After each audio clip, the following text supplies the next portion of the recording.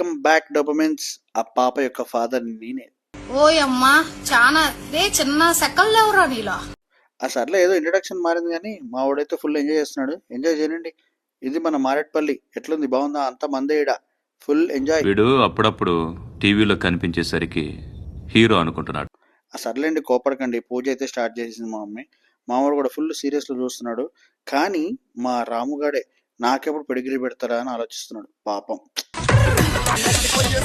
చూస్తూనే కొట్టబోతుంది. కొడితే కూడా లిస్ట్ ఇచ్చారు భయ్య. పైకి ఎదవలాగా అంటారు కానీ సెంటిమెంట్స్ ఎక్కువ. ఏం చేస్తాం, స్టార్ట్ చేసాం. ఫస్ట్ ఎస్బీఐ నుంచి స్టార్ట్ చేస్తే అలా ఫుల్ స్పీడ్లో వెళ్తుంటే పార్క్ లైన్ లోపలికి అయితే జెట్ స్పీడ్లో అయితే రీచ్ అయిపోయాం.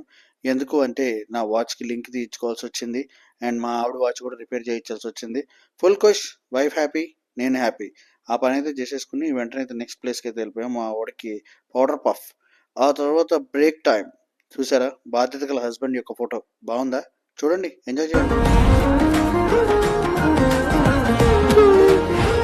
It's okay. మా ఆవిడైతే దూరింది జ్యువెలరీ షాప్కి. ఏదో రేట్స్ అడిగింది. నేను ఈ లోపల షుగర్ కేన్ జ్యూస్ అయితే వేసేసా. ఇంకా అలా తర్వాత నెక్స్ట్ స్టాప్కి అయితే వెళ్ళిపోయాం. చిన్నగా అనుకున్న షాపింగ్ చేపతో ఎండ్ అయింది.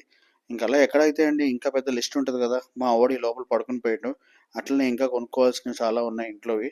అవి అయితే కూడా తీసేసుకున్నాం. ఒక చిన్న ఫినాయిల్ డబ్బాతో స్టార్ట్ అయితే ఫుల్ నిండిపోయింది. ఖర్చులు మా ఆవిడ ఎంజాయ్ చేసుకునియండి. ఇలా ఫ్యామిలీ మ్యాన్ కూడా సూపర్ ఉంది. చాలా బాగా నచ్చింది నాకైతే. మీరు చూసారా? చూసే ఉంటారులేండి. చూసానన్నయ్య, నేను చూసేసాను. ఈ జన్మకి చాలు. అది guys, thank you guys for watching.